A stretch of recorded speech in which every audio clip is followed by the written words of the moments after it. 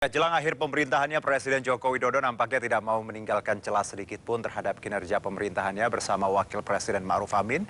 Meski menunjukkan hasil yang baik menurut survei kepuasan kinerja pemerintahannya yaitu 72,9%, Presiden membuka peluang adanya reshuffle.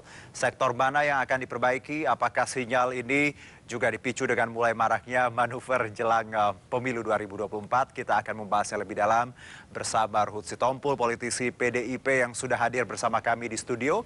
Ada juga Sugeng Suparwoto, politisi Partai Nasdem, ahli Muhtar Ngabalin, tenaga ahli utama KSP, dan Yunarto Wijaya, Direktur Eksekutif Carta Politika. Assalamualaikum Bapak-Bapak. Waalaikumsalam. Assalamualaikum warahmatullahi wabarakatuh. Baik, ya nanti kita juga akan bersama Bang Ngabalin yang nanti akan bergabung di segmen berikutnya. Saya mungkin langsung sebelum saya ke Bang Ruhut yang ada di studio dan juga ada Bang Sugeng, saya mungkin ke Bang Yunarto terlebih dahulu. Ini menarik, publik puas terhadap kinerja pemerintahan Jokowi tapi menginginkan reshuffle. Bisa dijelaskan di sini? Iya, saya harus menjelaskan ini supaya duduk perkaranya nggak jadi politis gitu ya. Pertama, survei terkait pertanyaan reshuffle itu dari 5 kali kita melakukan rilis di tahun 2022 selalu kita tanyakan dan selalu kita rilis. Baik. Kan menjadi menarik kenapa hari ini baru menarik gitu ya. Dan tadi kalau saya lihat video rekaman lengkapnya Pak Jokowi, saya harus ikut menjelaskan karena wartawan pertama dalam doorstop itu menanyakan kaitan dengan survei Carta Politika. 61,8% menyatakan setuju dengan reshuffle, lalu bagaimana kemudian Pak Jokowi merespon itu. Saya melihat sih ini bukan sesuatu yang katakanlah berarti menunjukkan ada hal yang memang sudah direncanakan oleh Pak Jokowi untuk melakukan reshuffle. Pertama, ini doorstop, bukan dalam sebuah pidato Pak Jokowi yang kemudian dia menyelipkan kalimat terkait reshuffle. Maknanya dan bobotnya menurut saya berbeda.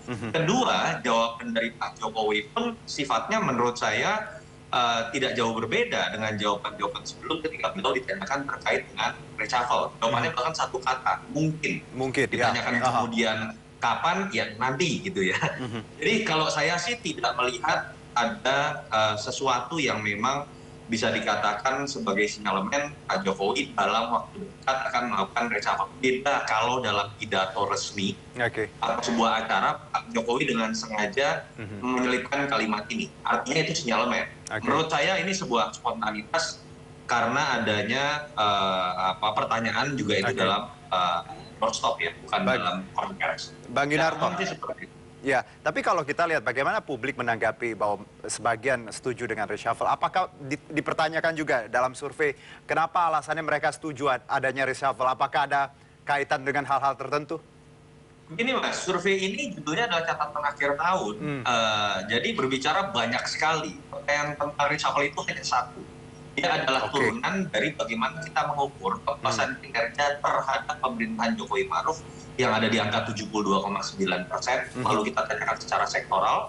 Kita lalu uji juga apakah kepuasan dari responden terhadap kabinet yang merupakan bagian dari pemerintahan Jokowi Ma'ruf ini kemudian linear atau tidak. Nah, tadi kepuasan terhadap Kiai Jokowi Ma'ruf ini kemudian kalau kita lihat dari 72,9%, kepuasan terhadap kinerja kabinet itu hanya 60,5%. Artinya di situ ada gap.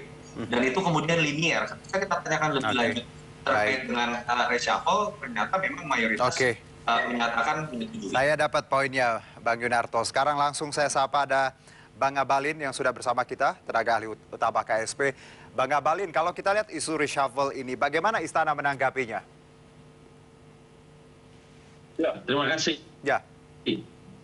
Reshuffle ini kan seperti hal biasa saja kan, bahwa kalau nanti Presiden melihat dan merasa memungkinkan untuk harus melakukan perubahan kabinet, sah-sah saja kan. Dan ini kita udah dengar sejak beberapa hari yang lalu.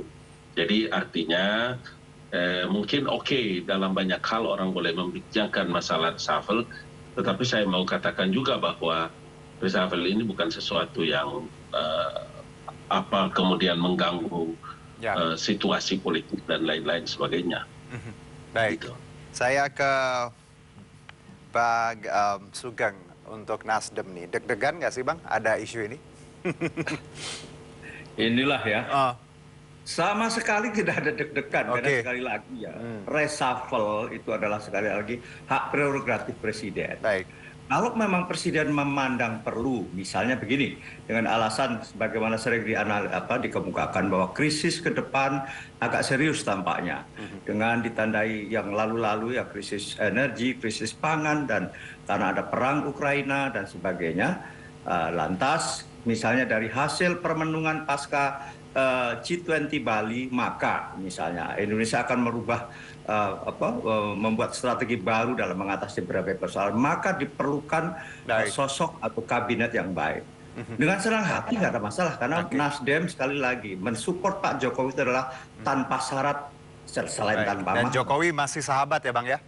Sangat-sangat, karena memang hak etis atau kewajiban etis kami. Saya baca headline-nya hari ini. Pak Jokowi sampai tahun 2024. Baik, saya langsung ke yang ada di studio, Bang Ruhut ini tentunya sahabat Jokowi juga pastinya. Bang Ruhut, kalau kita lihat isu reshuffle ini, kalau Anda dari PDIP sendiri melihat, perlu nggak sih sebenarnya? Kami tegas menyatakan perlu. Kenapa? Bahkan kenapa sekarang ya? Oke.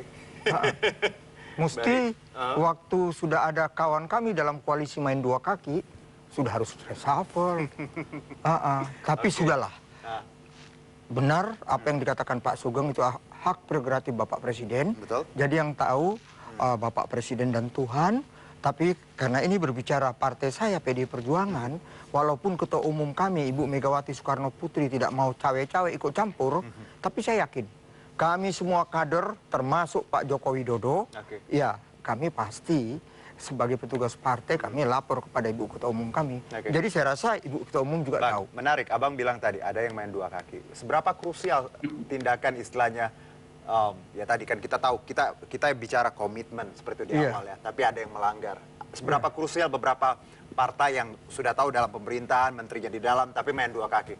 Iya, karena begini, kita lihat Pak Joko Widodo, kerja itu sangat keras. Setelah G20 kita lihat, kepercayaan masyarakat 78,5%. Nggak jauh, beda tipis dengan apa yang dikatakan Toto sahabat saya. Beda tipis, oke. Jadi saya lihat di sini ya, ya kita ya sedih. Saya waktu dengar itu sedih. Kenapa? Semua orang kalau bicara politik pasti selalu Machiavelli.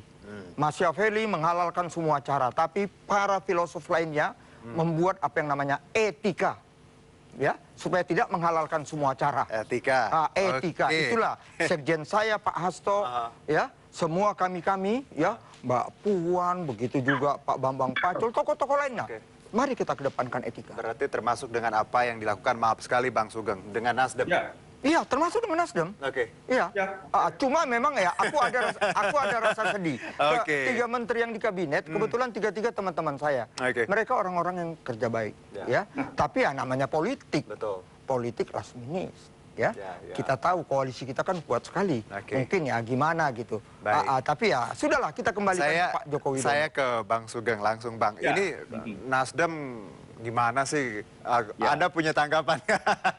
Betul sekali, perlu kita jelaskan. Jadi coba kita secara cermat, secara seksama kita pahami bersama. Memang ini perlu pemahaman ya, bahwa sistem pemerintahan kita dengan presidensial, dengan multipartai, ingat, sebelum dipilih rakyat adalah presiden itu dicalonkan oleh partai politik, itu kan konstitusi. Terlebih-lebih ada presidential threshold.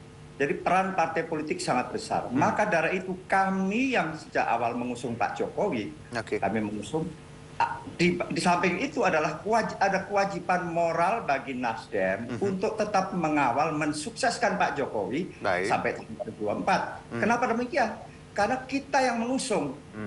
Akan tetapi ada juga hak partai politik untuk mencalonkan, karena salah satu fungsi partai politik adalah rekrutmen kepemimpinan, baik level daerah maupun level nasional. Nah, dalam pada itu kami semua tuh menyiapkan kepemimpinan untuk pasca tahun 2024. Sekali lagi ini memang bisa saja diinterpretasikan secara gampang, seolah-olah kami menyimpang. Oh tidak, kami secara etik dan moral tetap mendukung Pak Jokowi. Kita buktikan kok berbagai kebijakan apapun, sampai G20 pun kita lihatlah bagaimana peran kementerian-kementerian yang misalnya Kemeninfo, kan itu juga masalah mengelola informasi, komunikasi, tetap berjalan dengan sangat-sangat baik, dan juga dipuji oleh dunia ini. Baik, Bang Sugeng. Sebelum saya ke Bang Ruhut, saya mau nanya ke Istana dulu. Saya mau ke Kanda saya, Bang Ngabalin. Kanda, kalau kita lihat bagaimana Pak Jokowi melihat atau mengevaluasi menteri-menteri yang tadi sudah atau ya partai-partai yang sudah mengajukan capres, ini ada catatan nggak sih sebenarnya dari pihak Istana? Iya, yang pasti bahwa regulasinya kan menjelaskan bahwa Presiden memiliki kewenangan mutlak untuk mengangkat dan memberhentikan para pembantunya, para menterinya. Artinya ada Presiden memiliki poin yang bisa nanti akan memberikan penilaian. Jadi kalau reshuffle itu betul-betul terjadi, dilakukan oleh Bapak Presiden, maka evaluasi yang dilakukan oleh Presiden itu dengan catatan dan track record yang dilakukan. Tentu saja Presiden punya pengetahuan yang kita tidak sebanding dengan apa yang sedang kita bicarakan ini. Jadi hitungan-hitungan bagi Presiden itu akan sangat jelas dalam gonta-ganti para pembantunya. Itu sebetulnya. Dengan kata lain bahwa Presiden punya ya catatan khusus ya terkait apapun yang berkaitan dengan kinerja menterinya. Pasti. Jadi bukan berarti diam, bukan berarti cuek ya? Tidak. Presiden punya target, punya sasaran, punya penilaian, komunikasi politik yang dibangun juga oleh Bapak Presiden dengan para menteri juga kan di luar dari pengetahuan kita-kita yang sekarang bicara di MNC. Baik, saya ke Bang Ruhut. Bang Ruhut, kalau tadi dari Bang Sugeng bahwa Nasdem tidak melanggar etika, tetap tadi menjunjung kewajibannya menuntaskan pemerintahan Pak Jokowi hingga selesai, tapi juga punya hak parpol untuk tadi mempersiapkan 2024. Bagaimana Anda menanggapi argumentasi tadi bahwa kita nggak main dua kaki sebenarnya, etika tetap jalan? Iya, kan semua agenda politik kita sudah ada. Sekarang semua kita partai lagi seleksi caleg ya, melakukan pendidikan caleg ya. Ada tahapannya. Kalau pilpres kan belum. Kan itu yang jadi masalah. Dan yang dikatakan Pak Sugeng, akhirnya kenapa saya bisa bantah? Oke lah, lebih cepat lebih baik. Mau duluan. Nyatanya nggak cepat-cepat juga. Benar juga Ibu Mega, Presiden kami, Ketua Umum kami. Kenapa? Kami sesuai dengan aturan, nyatanya kemarin itu nggak bisa juga deklarasi. Karena dua kawan koalisi ini masih rebutan wapres. Itu nggak dipikirkan. Bang Surya Paloh kan enak, saya serahkan kepada Anies, kan begitu. Tapi yang jadi masalah sekarang yang dua ini makin marah nih. Sekarang paling terakhir Andika sebagai wapres. Wah, makin seru dunia persilatan. Yang gini-gini. Ini kan membuat suasana kita maunya hati boleh panas, kepala tetap dingin. Mari kita pesta demokrasi, ya merebut kemenangan rakyat dengan kerja-kerja. Pak Joko Widodo itu kerja sampai sekarang nggak selesai, IKN dan lain sebagainya. Jadi harusnya semua taat pada proses ya Bang? Iya, taat pada proses. Pilpres kan belum. Jadi nanti dulu. Nah, Bang Sugeng, singkat saja Bang Sugeng. Pilpres belum, nanti dululah Nasdem. Gimana nih? Apa yang salah sekali lagi? Sering orang bahwa ingat, kalau menuruti ritme atau tata kelola Pilpres yang ada kan baru nanti bulan September dan hanya ada waktu 75 hari untuk kampanye. Nah, hitung juga dari sisi strategi dan sebagainya. Bagi kami justru lebih awal tuh lebih baik biar calon yang kita calonkan diuji oleh masyarakat. Silahkan diuji dan itu yang kami lakukan. Yang kami lakukan adalah bukan kampanye. Pertama, kami adalah punya kewajiban memperkenalkan calon presiden kami di pengurus wilayah di provinsi atau daerah. Lantas di situ sambil mohon maaf kita mengukur resonansi politik. Bung Yunarto pasti hafal nih soal ini. Adakah daya getar? Adakah peristiwa ikut bergetar dengan kehadiran calon? Jangan-jangan ini kaleng-kaleng saja. Itu ada juga bagi kami strategi. Tadi kalau Bang Ruhut menyatakan ini tidak, ya, berarti berhasil kami. Ya, kita terima kasih bahwa seolah-olah terjadi ketegangan dan sebagainya. Jadi kalau itu ada getaran ya Bang Sugeng ya? bahwa dibaca ketegangan itu seolah antar 3 partai ini tidak clear. Itu ya kita bersyukur. Bung Yunarto tahu nih soalnya.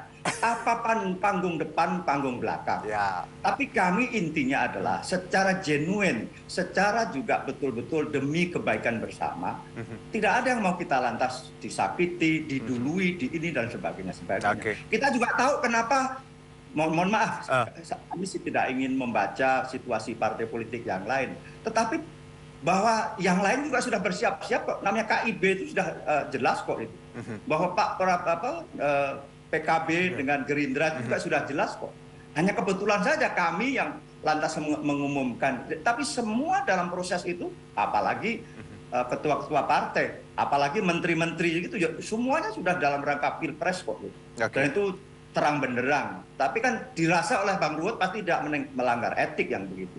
Tapi oke lah, bahwa itu adalah penilaian saya anggap, saya bersyukur malah kalau kami dianggap tegang terhadap 3 partai politik ya, yakni Nasdem, Demokrat dan juga PKS. Kami baik-baik saja kok gitu faktanya. Baik-baik saja Bang Sugeng. Ya tadi hanya memperkenalkan sebenarnya, memperkenalkan calon-calonnya, media saja nih yang ngeliput, makanya jadi supaya kategori masyarakat kucing dalam karung lah istilahnya. Baik, Bang Sugeng kita jeda dulu, Bang Ruhut, Bang Ngabalin dan juga Bang Yunarto, nanti kita sambung di segmen berikutnya, tetap bersama kami di MNC News Prime.